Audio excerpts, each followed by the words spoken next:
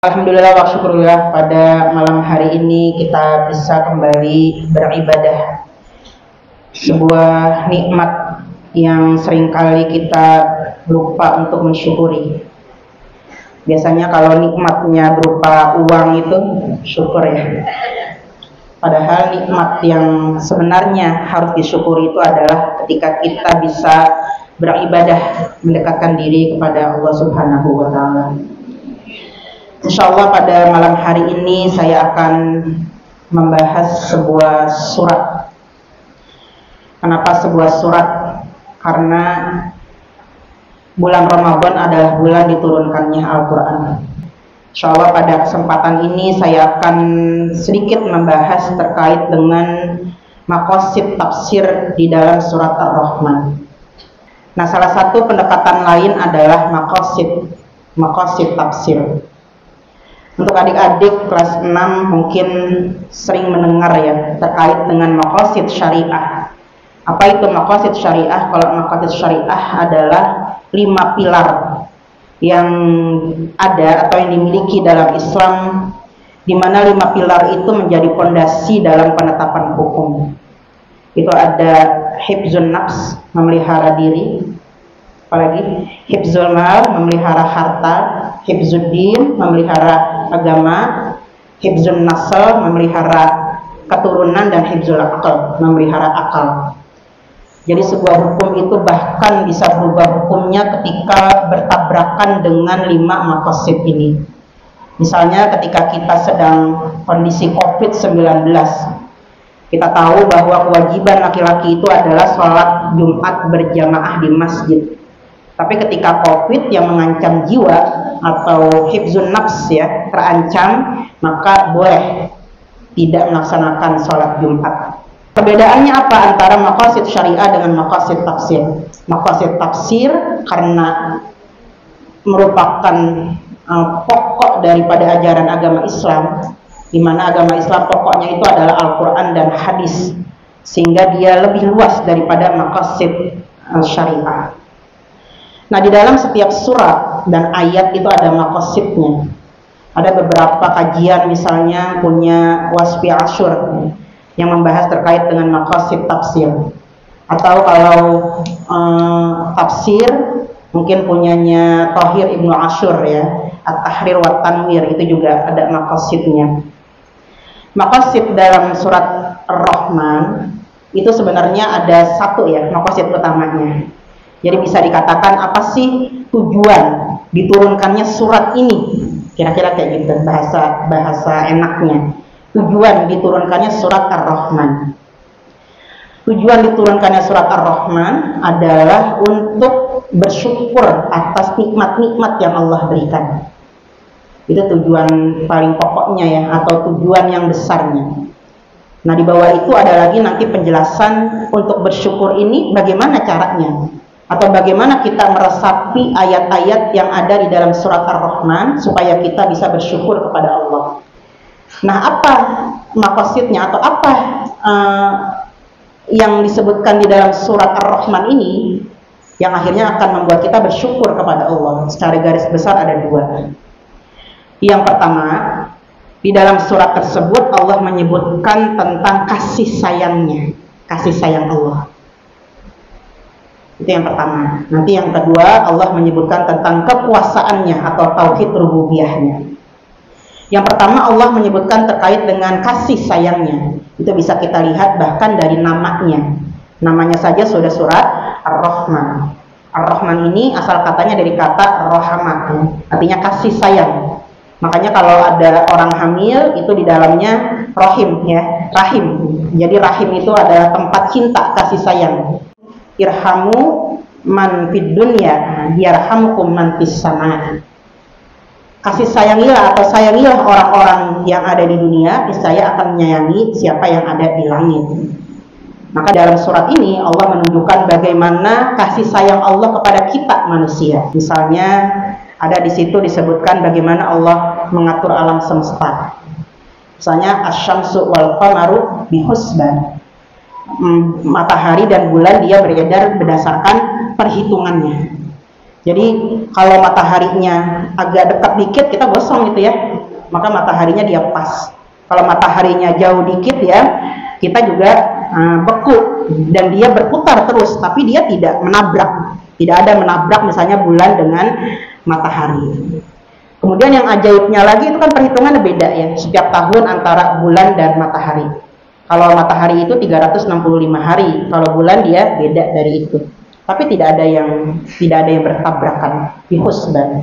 Itu merupakan kasih sayang Allah yang diberikan kepada kita. Kemudian dalam surat tersebut juga disebutkan bagaimana Allah mengasihi bukan hanya manusia dan orang beriman. Jin misalnya, itu juga disebutkan bagaimana Allah banyak memberikan kenikmatan pada jin, makhluk Allah selain manusia. Bahkan kalau kita lihat di dalam surat Ar-Rahman, itu ada satu ayat yang diulang sebanyak 31 kali. Bunyinya apa? Fabi'ayyi ala'i rabbikuma tukadziban.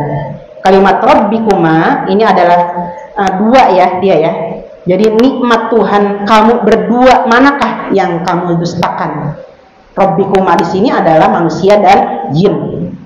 Maka ayat ini dia bergandengan ya. Maka nanti ada lagi orang yang menamakan surat Ar-Rahman ini sebagai arusul Quran.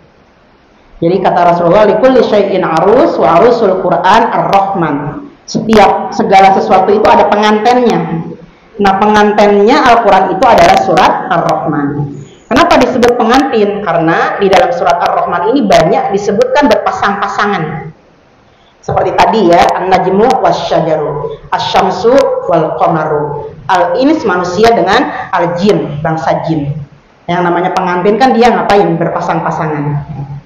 Kemudian juga kasih sayang yang Allah tunjukkan di dalam surat tersebut sangat banyak. Sehingga berkali-kali Allah menyebutkan nikmat Tuhan kamu manakah yang kamu dustakan. Biasanya kalau pengantin itu dia saling berkasih sayang, yang saling bermesra-mesraan. Itu yang pertama, itu maqasid yang pertama. Allah menunjukkannya melalui kasih sayang yang diberikan atau mengingatkan tentang kasih sayang yang selama ini sudah diberikan kepada kita, manusia dan juga bangsa jin. Maqasid yang kedua itu adalah tentang kekuasaannya. Biasanya kalau orang cuma sayang aja tapi tidak tegas, anaknya nakal ya, bandel. Maka di sini Allah menunjukkan ada keseimbangan. Yang pertama Allah tunjukkan kasih sayangnya. Bahkan di awal-awal Allah menyebutkan Ar-Rahman. Jadi jangan sampai lupa bahwa yang berbicara ini adalah yang Maha Pengasih dan Maha Penyayang. Tapi di sisi lain Allah juga menunjukkan kekuasaannya. Kekuasaannya apa? Kekuasaannya itu melalui tauhid yang disebut tauhid rububiyah. Jadi tauhid itu kan ada 3 ya.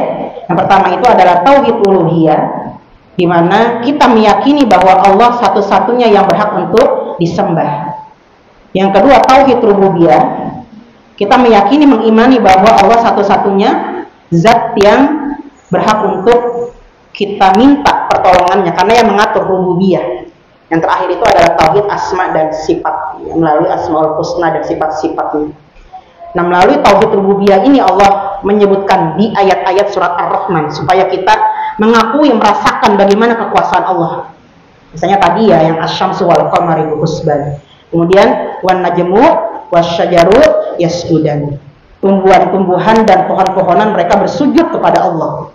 Itu tumbuhan nggak bisa bergerak, sujud.